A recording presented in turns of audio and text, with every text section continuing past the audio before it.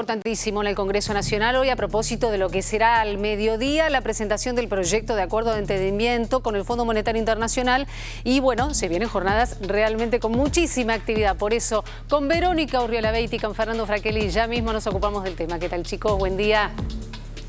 Buen día, Silvia. Y sí, finalmente llegó el día porque el proyecto de entendimiento con el Fondo Monetario Internacional ingresó al Congreso Nacional y se empieza a definir cómo va a ser el debate, los expositores, quienes van a, de alguna manera, conducir este debate. En principio en la Cámara de Diputados, obviamente luego en la Cámara de Senadores. Y ya saludamos a Fernando Fraquelli. ¿Cómo está, Fer? Hola, Vero. ¿Todo bien? Buen día, bien. Muy bien. Y con la garantía llegó el proyecto, el acuerdo con el fondo, que está ingresando en la mañana de hoy, con la garantía de tener todos los, digamos, todos los anexos donde está la letra chica del acuerdo. Finalmente está la letra chica. La oposición está planteando que es necesario tener en sus bancas y en sus despachos para discutir y para analizar, y que no solo lo pide la oposición, sino también lo piden los propios diputados y senadores del oficialismo. Y hablamos del oficialismo y recibimos también a Pablo Yedlin, senador nacional. ¿Cómo le va? Hola, buen día, ¿cómo está? Buen día. Bueno, cerramos una etapa. Finalmente está el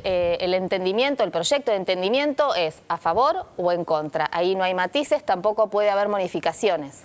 Exactamente, no es un proyecto de ley en el concepto habitual de que manda el Ejecutivo, en donde la Cámara puede modificar. Esto es un convenio, es un acuerdo con el Fondo Monetario. Recordemos que la Argentina tomó una deuda enorme, no dicho por nosotros, la deuda históricamente más grande que el Fondo Monetario ha dado a un país, la ha tomado en un tiempo récord, o sea, llegó prácticamente toda junta antes de la elección general. Evidentemente el objetivo de la deuda es poco clara, es una deuda que hoy se está judicializando porque es una deuda que tiene algunas responsabilidades poco claras. Me refiero a que se tomó y nadie sabe bien para qué se usó, o sea, sabemos para qué se usó. Básicamente más de la mitad claramente fugó del país para pagar, llegó para pagar deuda en pesos y poder hacer que la gente que tenía deudas o posibilidades en dólares recuperara los dólares. En gran medida fue para eso.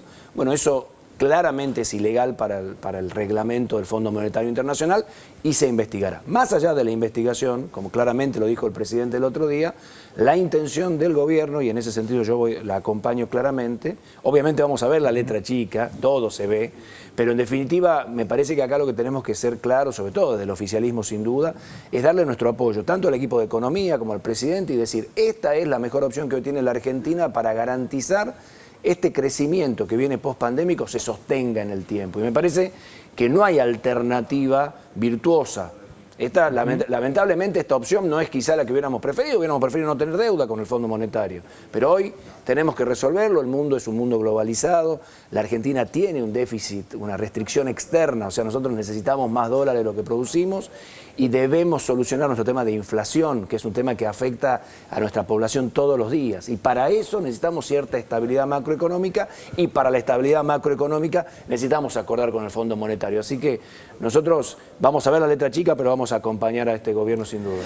Pablo, en el día de hoy, al mediodía, Sergio Massa va a convocar a los presidentes de los bloques, a las autoridades y a los legisladores que integran la Comisión de Presupuesto. Van a marcar una hoja de ruta, seguramente van a definir que Juan Mansur, el jefe de gabinete, y el ministro Martín Guzmán sean los que inicien este debate. Van a buscar que vengan empresarios, que vayan empresarios al Congreso. Algunos hablan, también deslizaron desde el Frente de Todos, la posibilidad de invitar a aquellos exministros de Economía de Mauricio Macri, Dujovne, Lacunza, que fueron principalmente Dujovne, que fue quien firmó el acuerdo de entendimiento con el fondo. Y puertas hacia dentro del Frente de Todos, ¿cómo quieren que sea este debate? No, a ver, va a empezar por diputados, obviamente que eso es un tema que a nosotros desde el lado del Senado nos permite de alguna manera ser espectadores de una discusión más que interesante en este sentido, desde los distintos planteos, tanto entre bloques como dentro de los propios bloques, porque hay diferencias, por supuesto, de planteos y de estrategias. Me parece que lo más importante es que hay que resaltar es que es transparente, es de cara a la sociedad y es en el Congreso, en el lugar del debate. Recordemos cómo se tomó esta deuda. Esta deuda se tomó de un día para el otro, nos enteramos con un presidente en cadena nacional diciéndole a los argentinos que habíamos tomado una deuda por 47.000 millones, por más de 50.000 millones de dólares. Porque después nosotros dejamos de tomar parte de la última remesa, la dijimos que no. Pero en definitiva sí se tomó, o sea, y la verdad es que eso nunca más va a pasar en la Argentina porque este Congreso Nacional hizo una ley, que es la que vamos a cumplir con esto, por la cual ningún acuerdo, ningún refinanciamiento, ninguna nueva deuda, ni con el Fondo Monetario, ni con ningún privado, el Estado la va a poder tomar sin que pase y se debate en el Congreso. Así que lo que queremos es transparencia, claridad. El presidente ha dicho 3 conceptos muy importantes el otro día: no va a haber reforma laboral. Y esto no quiere decir que no podamos trabajar en leyes laborales como por ahí se quiere instalar. Lo que quiere decir es que no vamos a hacer que nuestros trabajadores pierdan derechos. Eso es lo que quiere decir. No va a haber reforma previsional. Eso quiere decir que no vamos a trabajar en mejorar o hacer más equitativo. No, tampoco. Lo que quiere decir es que no vamos a hacer que nuestros jubilados pierdan derechos. Y no va a haber tarifazo. Eso quiere decir que no se va a actualizar las tarifas en un país que tiene 50% de inflación. No. O que en el cual gente que acá en Puerto Madero paga 1/3 de lo que pago yo de luz en Tucumán. No. Esas cosas hay que corregirlas, no quiere decir que no van a pasar. Lo que quiere decir que no vamos a ir en contra de la gente que hoy está sufriendo en la Argentina, que es mucha, lamentablemente, y que requiere el apoyo del Estado. Entonces, en ese sentido, me parece que el presidente ha sido muy claro y que vamos a ver ahora la letra chica, como todo el mundo quiere ver, todo el mundo quiere ponerse los anteojos y ver la letra chica, vamos a verla, pero no tengo ninguna duda de que no vamos a encontrar ninguna sorpresa en la letra chica. ¿Cómo ve la oposición, no? Porque es cierto, hay matices dentro del Frente de Todos, algunos podrían hasta abstenerse y, bueno, en la oposición también hay matices. De hecho, en la Asamblea, un grupo de legisladores del PRO se levantó y se fue cuando se habló de la causa judicial para investigar el endeudamiento de la gestión Macri. Ahora, ¿cómo lo ve también a Mauricio Macri? Hubo una reunión en su casa donde estuvieron algunos economistas de Juntos por el Cambio, La Spina, Lacunza, también estuvo Sadleris, quien fuera en su momento presidente del Banco Central. Ve a una oposición endureciendo su postura y hasta tratando de reunir voluntades para que, de alguna manera, boicotear el acuerdo con el fondo. Bueno, es sorpresivo que quienes tomaron la deuda hoy se fueron, se alejaban, algunos de ellos, ¿no? del PRO, sobre todo de la Asamblea, a los alaridos diciendo no tienen los votos, no tienen los votos, el peronismo los va a conseguir, que no se hagan problemas si se tienen que ir. Pero también quiero destacar que hay una parte de la oposición que se quedó, hay una parte de la oposición que va a colaborar con el país, que tiene realmente lo que ellos dijeron que iban a hacer una oposición constructiva, la están haciendo como la han hecho. No todos, evidentemente, estos diputados que a los alaridos y con el dedo amenazante diciéndole al presidente no nos investigues porque no tenés los votos para aprobar el acuerdo. Esa era la amenaza no velada, sino dicha claramente en la Asamblea, en un momento en donde vos tenés a todo el Poder Legislativo, al Poder Ejecutivo desde su máxima expresión y todo el Poder Judicial sentado para escuchar un discurso de un presidente. Lo que tenés que hacer es escuchar el discurso del presidente. Después podrás opinar lo que vos quieras. Claro. La verdad que yo veo una oposición compleja, que está peleando su propia interna, que quiere, por supuesto, instalarse para una situación electoral, y un gobierno también en una situación muy dura. Imagínate un gobierno que hereda esta deuda, esta situación, y le tocan 2 años de pandemia. Claro, había una imagen que vimos al comienzo de esta charla de Facundo Manes rodeado, justo estuvo sentado al lado casi de todo el bloque del PRO, se retiró el bloque del PRO, la imagen fue casi Facundo Manes solo en el recinto de la Cámara de Diputados. Esto generó una situación, una interna bastante difícil. Sí, claro. Si les parece, vamos a compartir, a propósito de este tema, un posteo de Gerardo Morales, del gobernador de la provincia de Jujuy, porque, bueno, fue atacado precisamente Facundo Manes por haberse quedado escuchando al presidente de la Nación. Gerardo Morales, el gobernador de la provincia de Jujuy.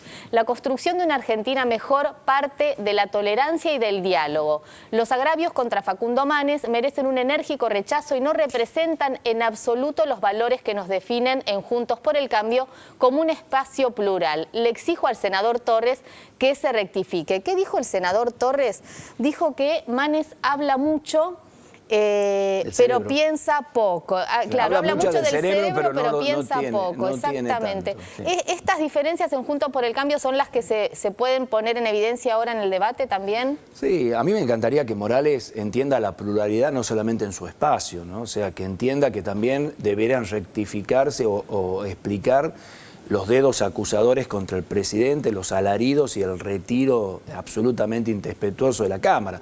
Pluralidad es pluralidad de verdad, no es solamente apenarse porque alguien de tu espacio directo le dice algo, porque la verdad que si no estamos siempre jugando en ese lugar chiquito. Me parece que la Argentina necesita muchos gestos como el de Manes.